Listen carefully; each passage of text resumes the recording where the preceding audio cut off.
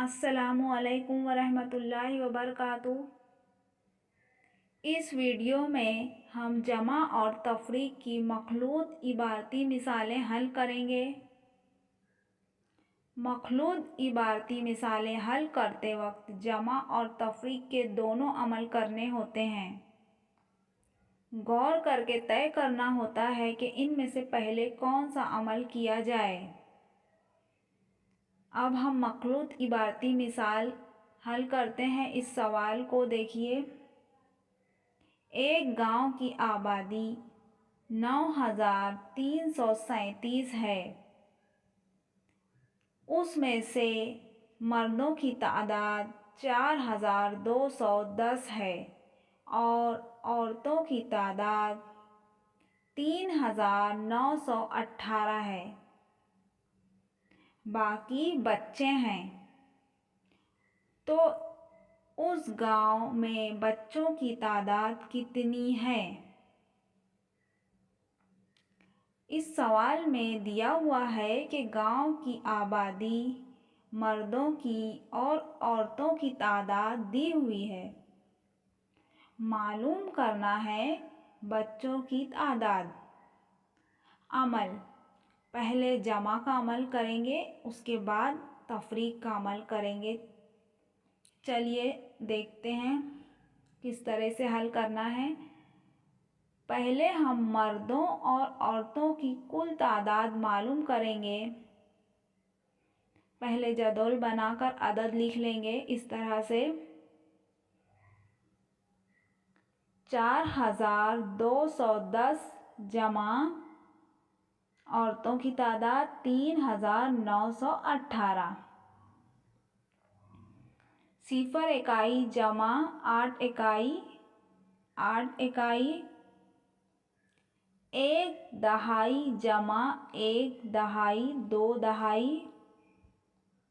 2 सैकड़ा जमा 9 सैकड़ा 11 सैकड़ा, यानी 1 सैकड़ा बाकी रहा और 1000 में 1 हासिल।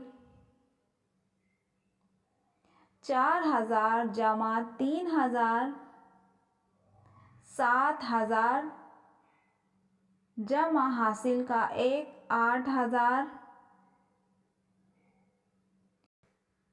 इस तरह मर्दों और औरतों की कुल तादाद 8128 होगी। अब कुल आबादी में से मर्दों और औरतों की कुल आबादी को तफरीक करेंगे तो बच्चों की तादाद मालूम होगी। देखिए इस तरह से कुल आबादी 9337 तफरीक 8128 मर्दों और औरतों की कुल आबादी। तफरीक करेंगे 7 तफरीक 8। 7 इकाई में से 8 इकाई तफरीक नहीं कर सकते, इसलिए 1 दहाई खोलेंगे, उधार लेंगे। दहाई में 2 बाकी रही, 2 दहाई बाकी रही। उधार के 10 इकाई जमा 7 इकाई 17 इकाई होंगे। 17 इकाई तफरीक 8 इकाई 9 इकाई।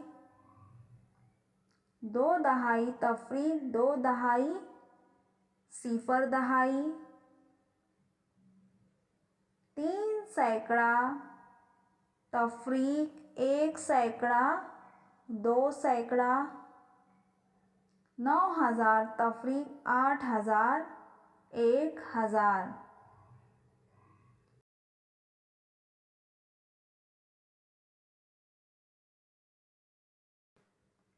इस तरह हम कह सकते हैं कि उस गांव में बच्चों की तादाद 1209 होगी।